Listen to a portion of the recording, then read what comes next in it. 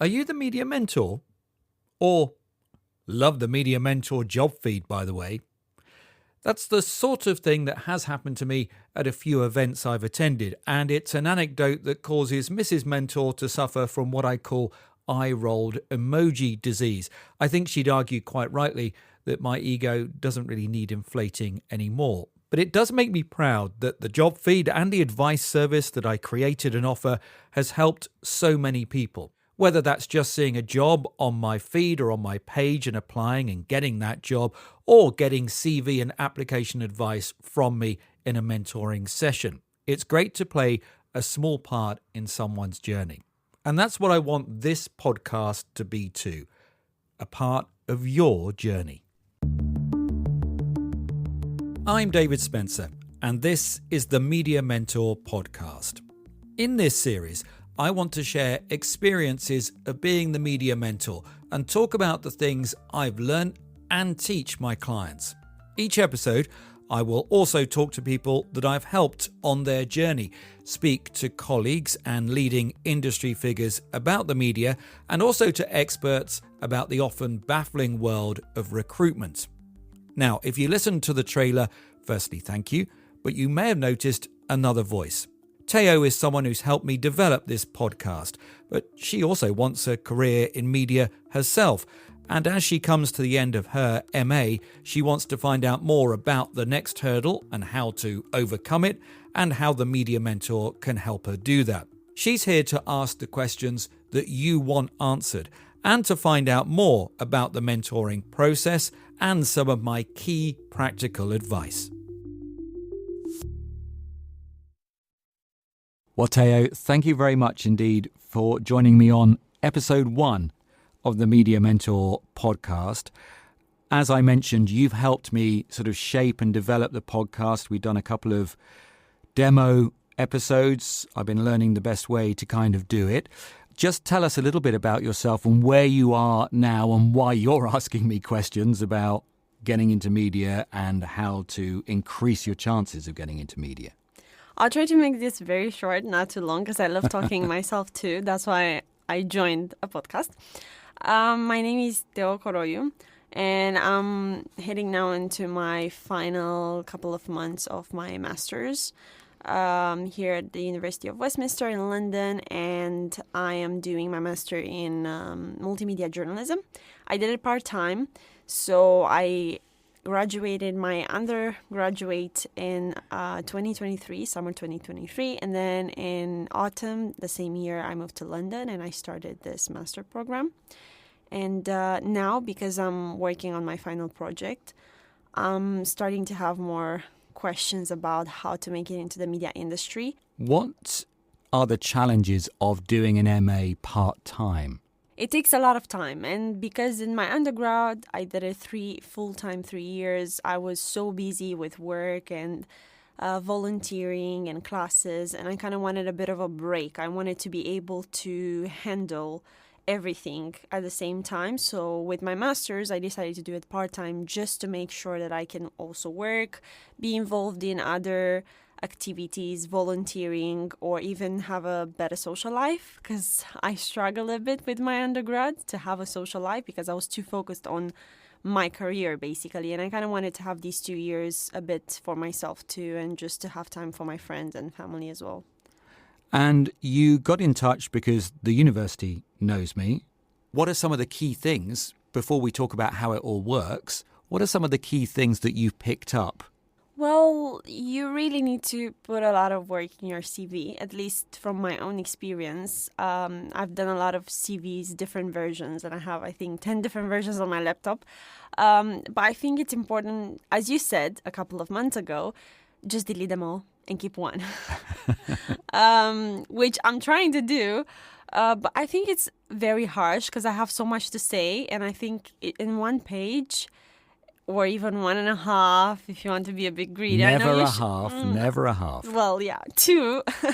It's very hard. Initially, I had 6 pages because I truly believe that everything you have done in your life is bringing out something. Like one skill, one experience is something useful that you will eventually use it in your industry, in whatever you're going to do career-wise.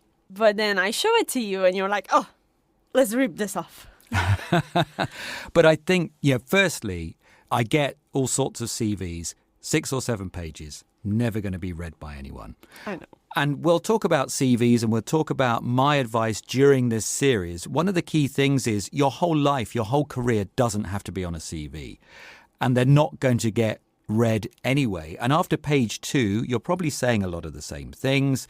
So yes, my advice would have been definitely don't have 10 different versions. Try and get it down to 1 page if possible.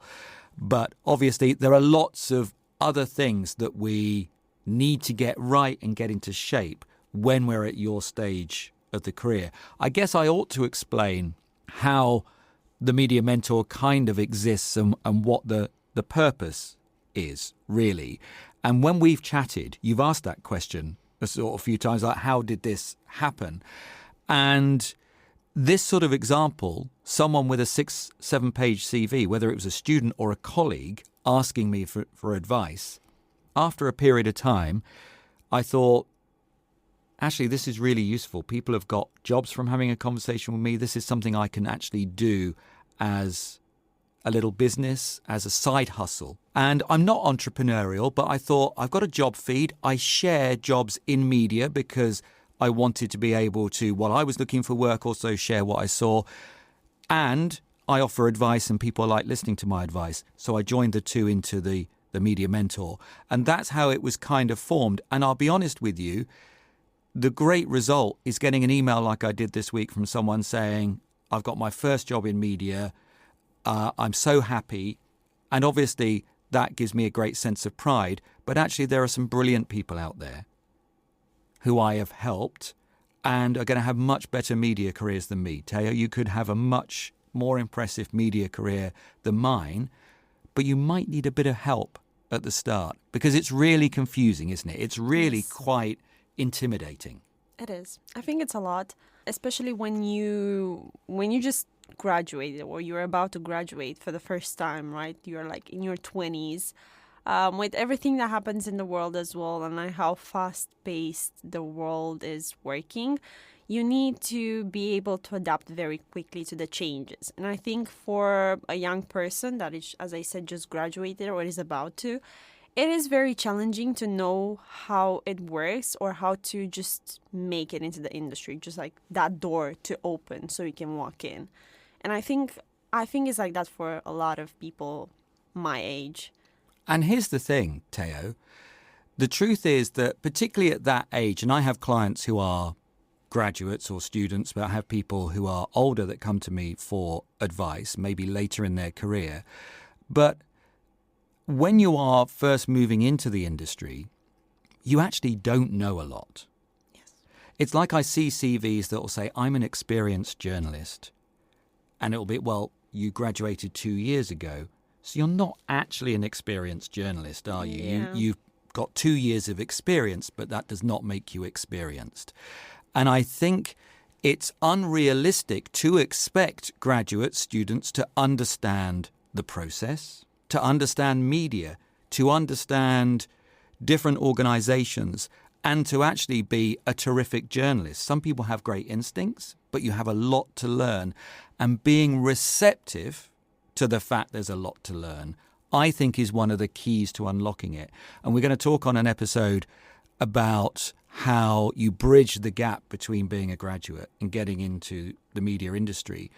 Well, we know when we hire you for a graduate job that you're a graduate. So we actually know that you're not on top of everything. You're not going to be a master of everything that you've learned because you've just graduated. What we want to know is that you have the basic skills and you have the basic understanding. And sometimes as a student and as a recent graduate, that's quite hard to do because you haven't been in media and you don't know how it works.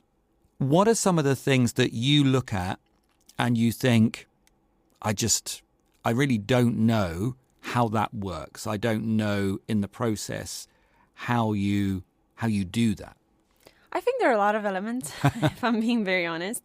In the very, very beginning, I thought there might be something wrong with my CV.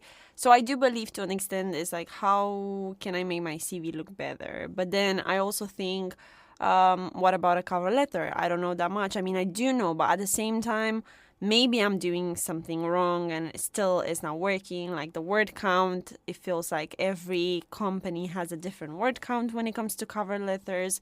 But sometimes when you apply to something and you don't get accepted and they will just email you saying, we just don't think you're fit for this, but they won't come with any explanation.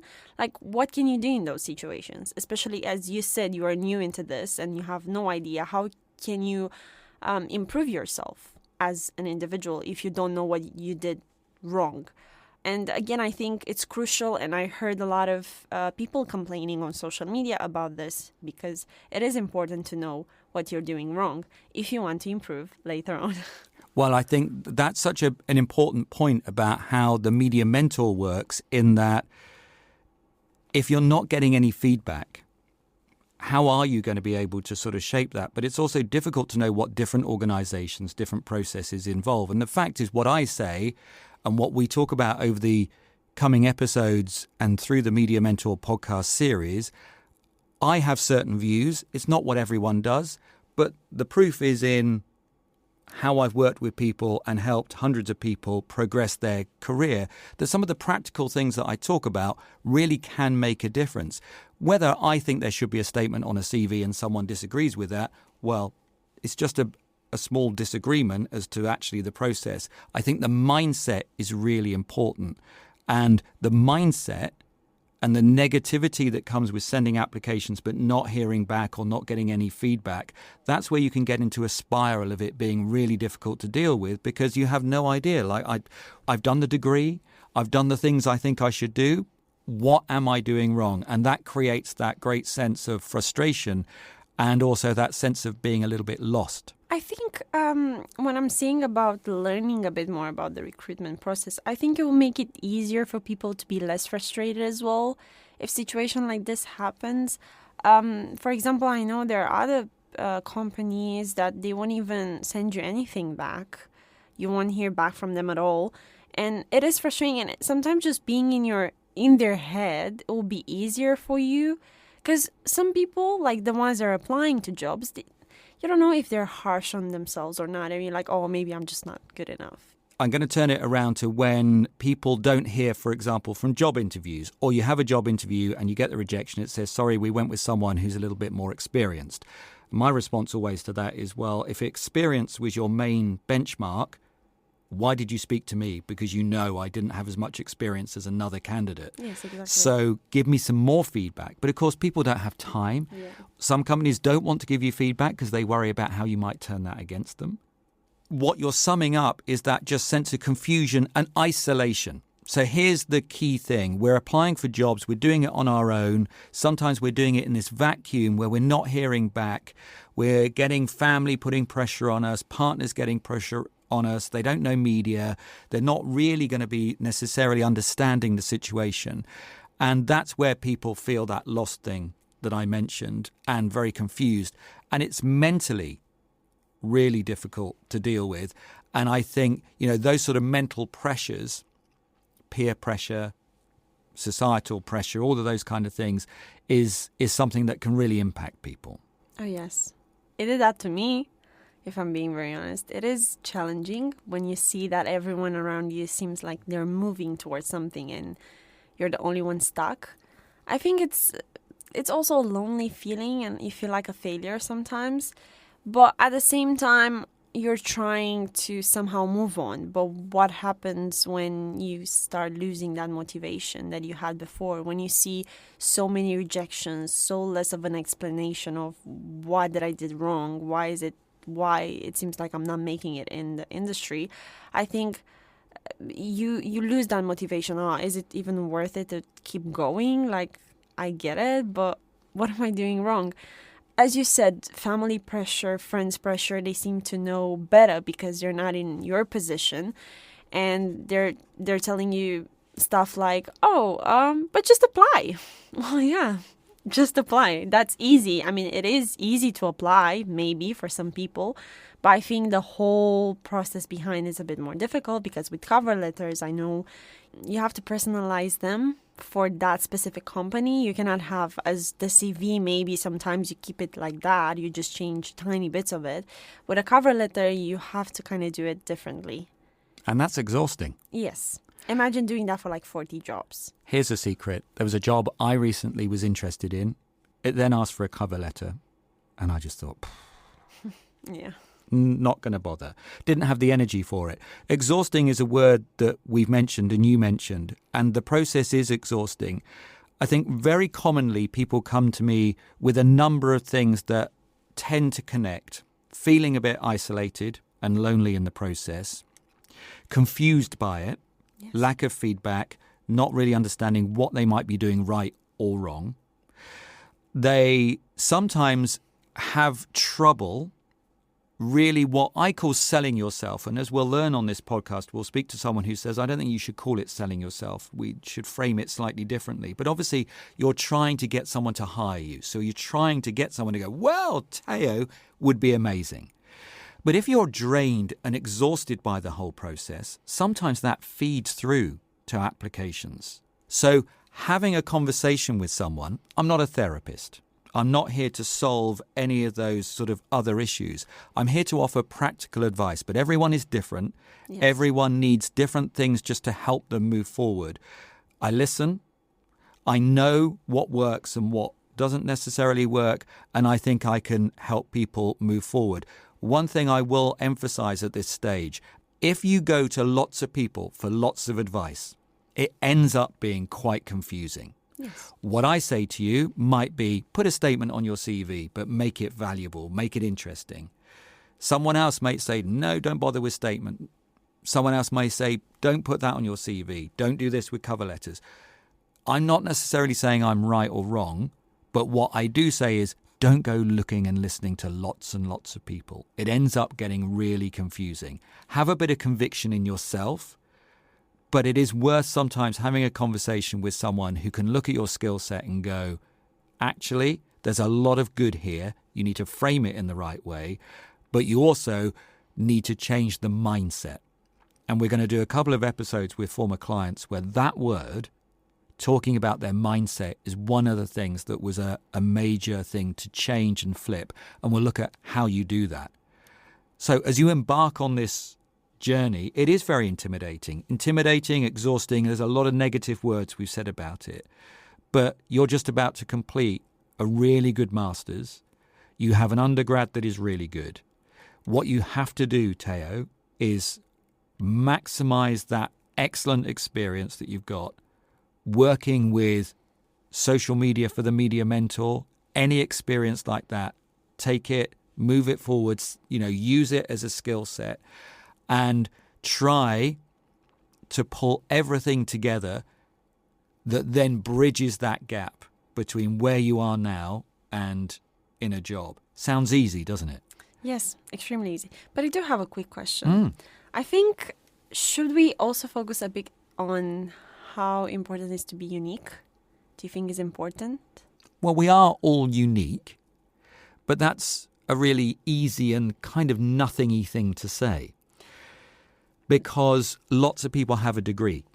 Yes. And so just saying you have a master's is great, but so do lots of other people. Yes. So the unique thing is about no one else has your experience. No one else has, whether it's moving from Romania to the UK, to doing an undergrad and then an MA, to working part-time, to being interested in the things you're interested in, producing the content for your final project, part of your news days at university. All of those things start to build up your uniqueness. Yes. But it's how you frame that for someone to go, well, that's useful, is how you bridge that gap. Just simply saying, well, I'm different to everyone else. It's only valuable if you add something. You are unique, Teo. But how you frame that is what we need to get right. Well, then I think we should start. Let's do that. And Teo, thank you so much for all your help supporting and shaping the podcast. we're obviously going to see how this journey develops for you, but you're also going to be looking out for what other people are asking. You have, I know from what I can see in front of you, lots more questions, but also you may have some questions as well, like Teo, and that's what we're going to address, and you're going to help me sort of address those questions. And what we'll do is look more deeply at the things you've said: CV, cover letter, job interviews, how you get internships and maximize internships, and we'll do all of that on future episodes. Great. I'm excited now.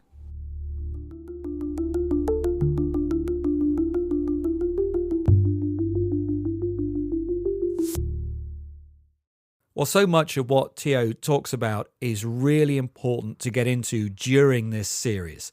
You don't have to be a student or graduate to find the world of job applications daunting and confusing. It's both of those things and much, much more. It's also lonely. I find the mentoring sessions really help alleviate that sense of being lost and lonely. Having an expert voice to listen to, and importantly, having an expert ear to listen to you, I think is really important. I know for sure that I would really have appreciated that neutral sounding board at numerous times during my career. So if you're feeling stuck or lost, get in touch via themediamentor.info and I can help reframe how you're feeling and help you progress in your career. There's also interview prep, evaluation of show reels and demos, and I also do voice coaching and training sessions on news writing. Remember to keep an eye on the website for jobs across all the sectors we cover: radio and podcast, video and TV production and journalism, comms and social media, print and online journalism, and also a page dedicated to starter roles and schemes. And there's a new WhatsApp channel where all the jobs I find get shared as they drop. You'll find the link for that at the top of my web pages at mediamentor.info. Thank you to Teo for her help so far on the podcast. She'll be back with more questions of her own and from you in future episodes. Thanks also to Mrs. Mentor, of course, for doing the feed and keeping the job pages refreshed and being the wonderful support that she is. Thanks too to Josh Sommer for creating the music used on this podcast, and thank you for listening. Remember to click follow on your favourite podcast player to keep up to date with the latest episodes, and if you have time, also write a lovely review.